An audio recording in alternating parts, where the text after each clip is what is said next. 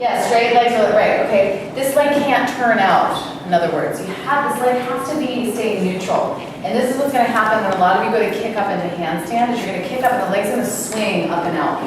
So you have to be really concentrated on keeping your hips firmed in, okay?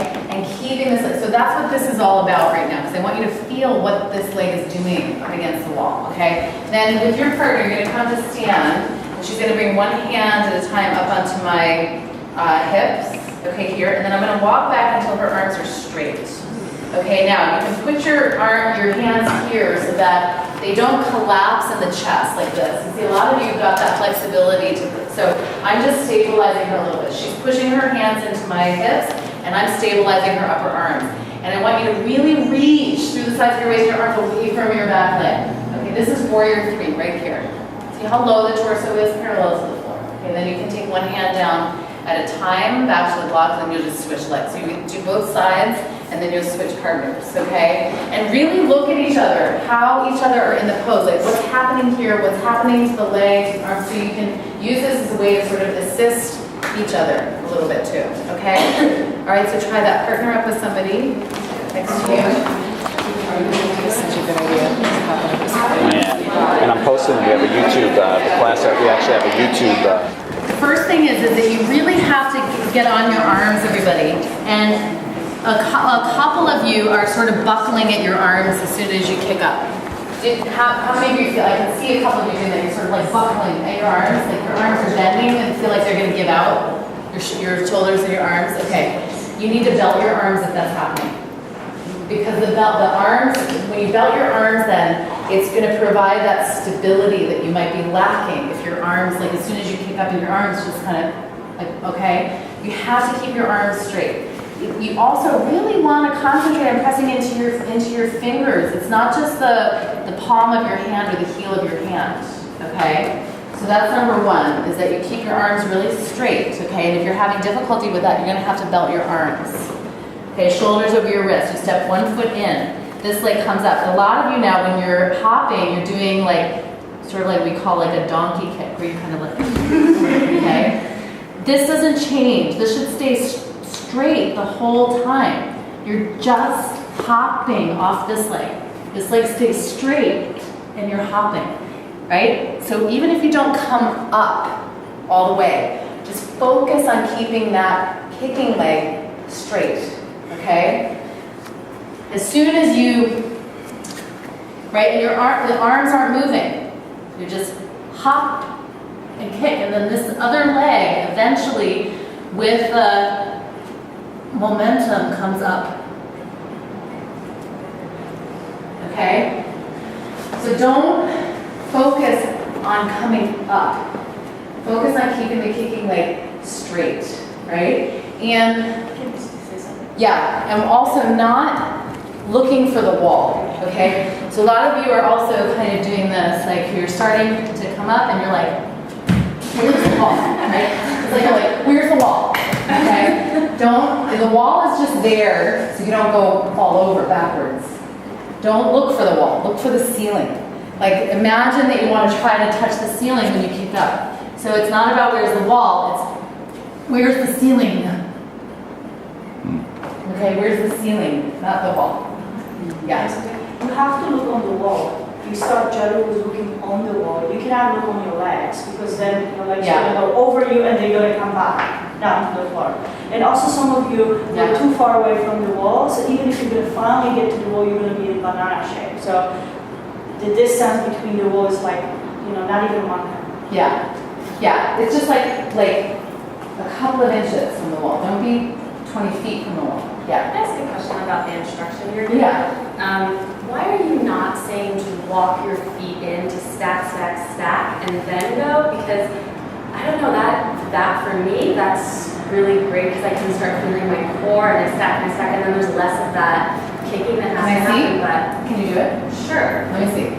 As I understand what you're talking about, and you definitely want to do that. Okay, because I've heard you say don't go with your feet too far in. Well, because sometimes it makes it a little bit harder, because sometimes what happens is like, you're here, like what I mean is like this leg, the leg that you're hopping off of, if you bring it all the way up here, you've nowhere to go. I don't know. And so I would go in on my tippy toe, see that I can stack. Yeah. And then, Okay, you're bending your elbows when you come up.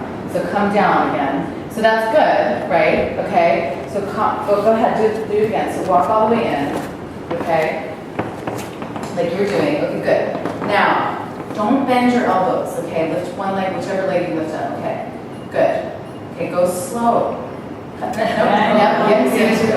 So what? Too close. That's what you're gonna go. Yeah, you're too close actually, which is gonna create. So what she's doing now is just using the momentum of her arms to get her up there, and you're not really using your core. You're just using your arms. Can you feel how you're doing that, like bending your elbows?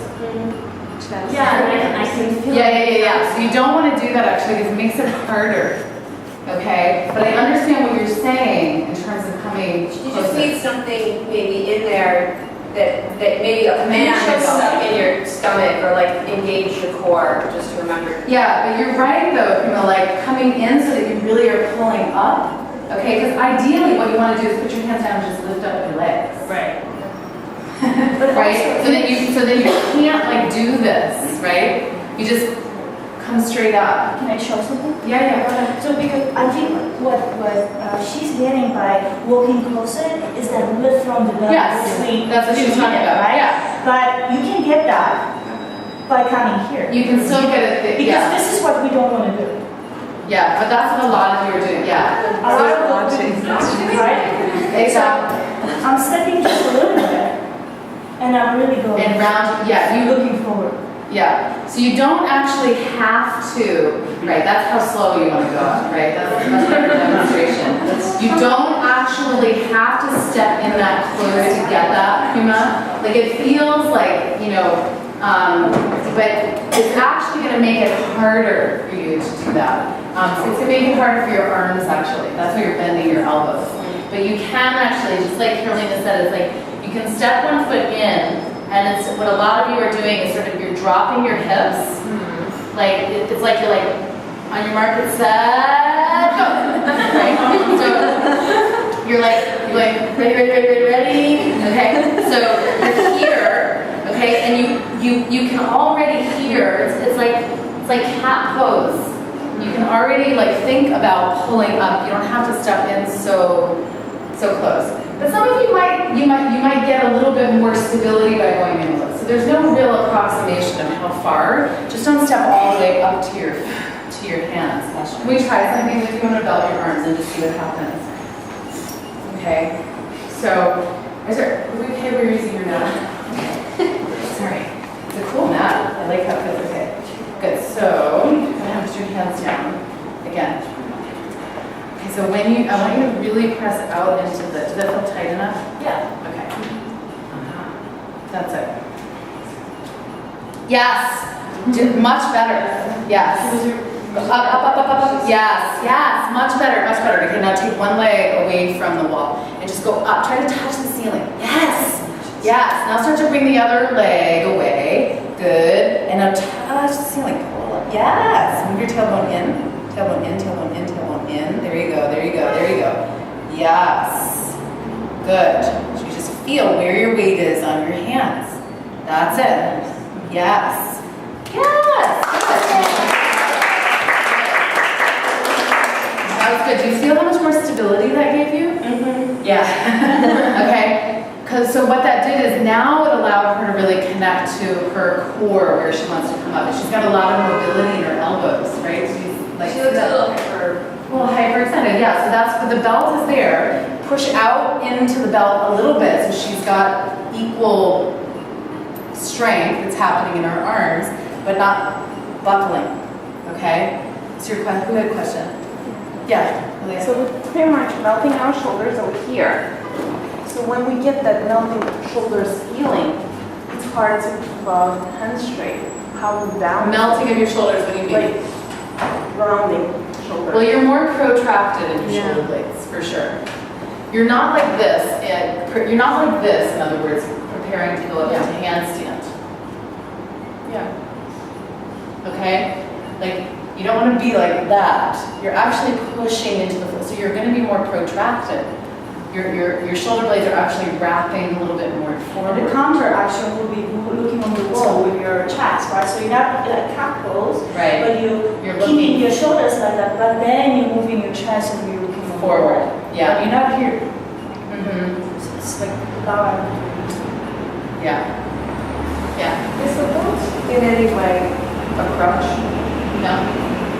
Is the woman crutch? Nothing's a crutch. Nothing's a crutch. Like, you know, It's not substituting for better strength somewhere? well, it's in the giving whole you setup? stability where you don't have stability. So it's necessary actually for a lot of you. Like you, that's would be good for you because you almost like lost it there in your shoulders, right? About your arms. For some of you, it's really necessary because if you don't yet have that stability or that strength of the muscles of the upper back of the shoulder, then the belt is going to be really useful. And we tried out this, actually, like a lot of guys end up running out of this. I thought that was because they're tighter. Does the strap also help? Help if you're tighter, yeah. Yeah. Yeah, the belt can also help if you're tighter. Like, well, also a lot of guys, right, because of like not enough arm flex or shoulder flexion, will actually like end up bending the opposite, or just also just do taking their hands a little bit wider might help too. But you have to also think that the props, especially like belts on the arms, are not because you're a worse person. It's something that for you to create the memory of the muscles and the idea how it's supposed to be. So eventually you might be able to do without it, Heather. Because the props are really there to teach some aspect of the pose that's not understood, everybody, right? Deep and Rachel there, right? So the props are there to help teach some aspect of the pose that's not understood. Okay? It's not necessarily, just because you can't do it. Okay? Is there a way to protect the wrists? Does matter? Yeah, well, the wrist protecting is, okay, stand up for a second. We'll do one exercise, and we'll come back and do it again. So stand up, just wherever you are. Make sure you're not here to stretch your arms out. Okay, so those of you that are feeling weakness